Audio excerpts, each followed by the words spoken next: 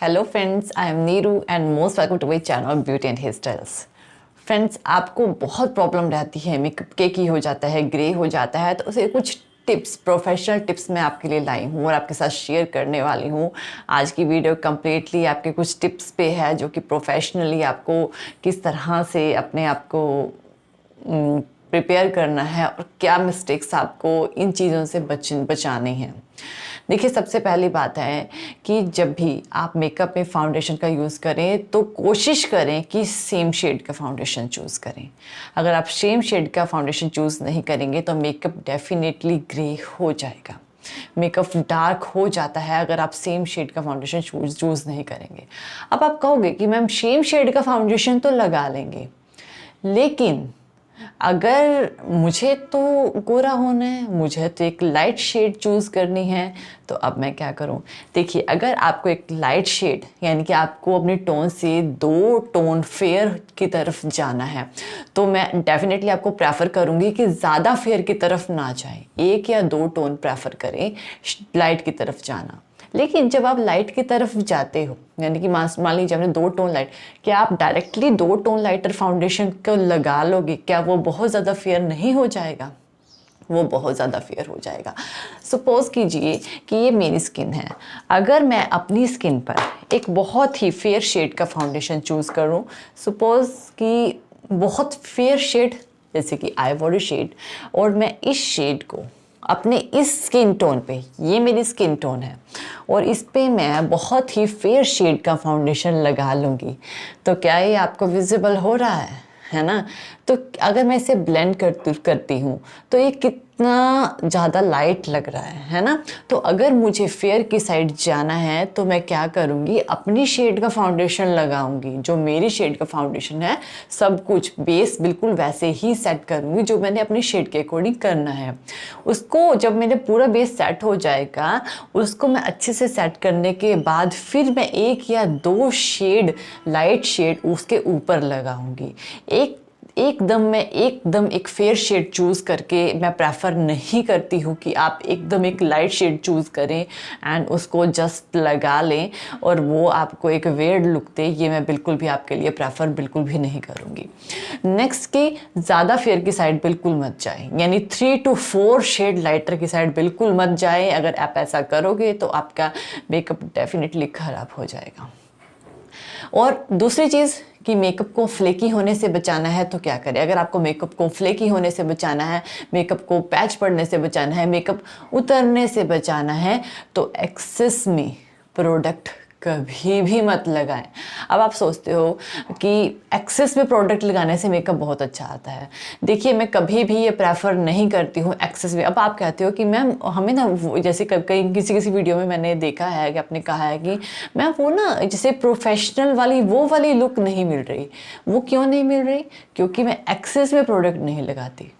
मुझे बिल्कुल, मेरा मोटिव ये नहीं होता है कि मैं उसको बिल्कुल ही एक नया टोन दे दूँ। अगर रिक्वायरमेंट है तभी ये काम करें। ओवरलैपिंग पे ओवरलैपिंग तभी करें कि रिक्वायरमेंट है। बिना रिक्वायरमेंट की ये चीज़ करोगे ना तो आपका मेकअप बहुत वेयर लगेगा। अगर आप एक फेयर पर्सन पे काम कर रहे हो तब भी आपको बहुत सोच समझ के काम करना पड़ता है। फेयर पर्सन का मेकअप करने के लिए भी आपको बहुत सोच समझ के काम करना पड़ता है। उस पर आप ओवरलैपिंग नहीं कर सकते। लेयर के ऊपर लेयर देना एक अच्छी चीज़ नहीं है। रिक्वायरमेंट है तो दो, अगर रिक्वायरमेंट नहीं है तो मेरे अकॉर्डिंग बिल्कुल भी मत दो। जितनी रिक्वायरमेंट है उतना मेकअप दो। एक्सेस में अपना बहुत ज़्यादा फेयर दिखाने के चक्कर में बहुत ज़्यादा ख़राब मत कर लो। नेक्स्ट कि अब हम क्या होगा कि अगर आपके मेकअप में फ्लेक पड़ गए, मेकअप इकट्ठा हो रहा है, प्रोडक्ट इकट्ठा हो रहा है, आपने लूज़ पाउडर सेट किया, लूज़ पाउडर इकट्ठा हो गया, ऐसा क्यों हो रहा है? आप एक्सेस में प्रोडक्ट लगा रहे हो। आप पहले वाले प्रोडक्ट को सेट नहीं करते, आप दूसरी लेयर चढ़ा देते हो। उसको सेट करो पहले, तभी आप दूसरी लेयर चढ़ाओ। अगर आप एक लेयर को सेट नहीं करोगे उसके ऊपर तो ऑब्वियसली उन दोनों को मिक्स हो जाना है। कॉमन सी बात है।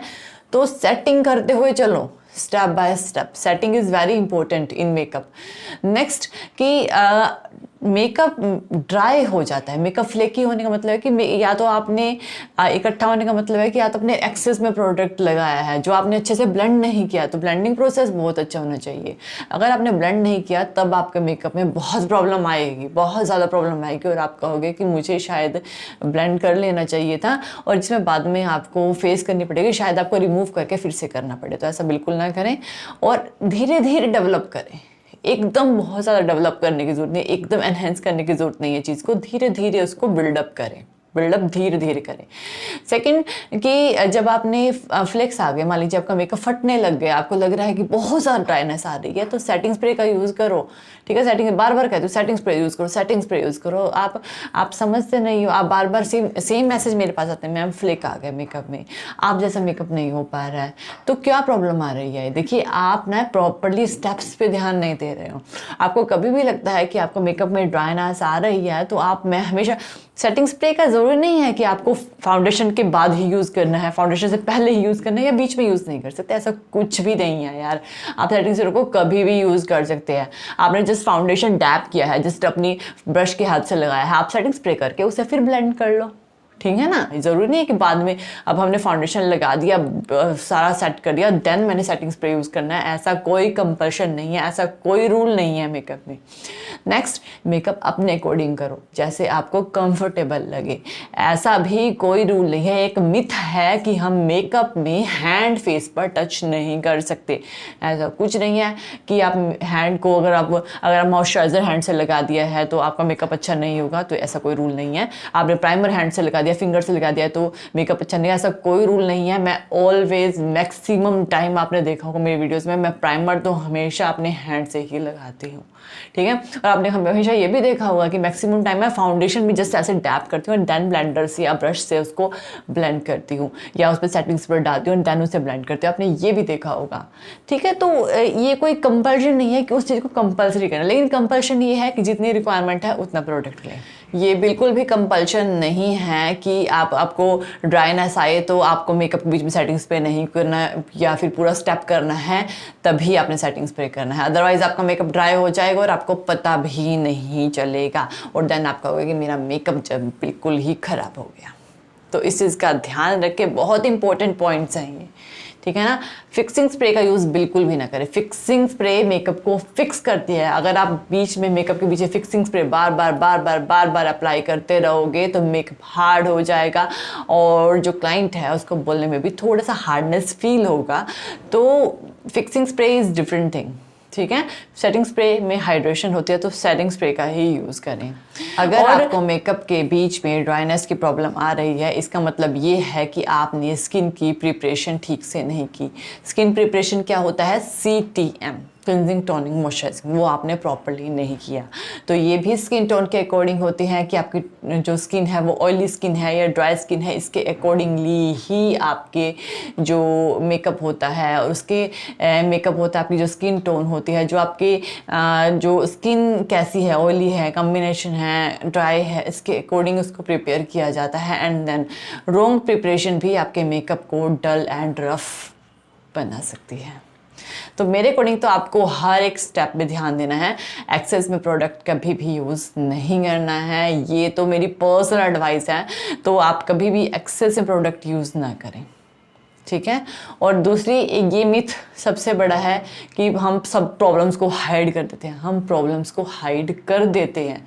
मेकअप से आप पूरे फेस की प्रॉब्लम को हाइड कर सकते हो, पूरे फेस को क्लीन कर सकते हो, लेकिन जैसे बम्प्स उठे हुए होते हैं, जैसे कि पिंपल है, आप उन्हें फ्लैट तो नहीं कर सकते, हम उन्हें फ्लैट नहीं कर सकते हैं।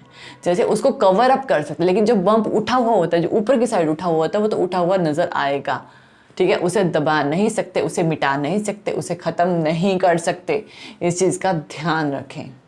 So friends, I hope so कि आपको ये टिप्स जो है वो बहुत इफ़ेक्टिव लगे होंगे और बहुत अच्छे लगे होंगे। आई होप सो कि आपको वीडियो पसंद आया होगा। तो थैंक यू वीडियो देखने के लिए, और ज़्यादा अपडेटिंग वीडियोज़ के लिए आप मेरे channel beauty and hair styles में सब्सक्राइब कर सकते हैं। Thank you friends, good bye.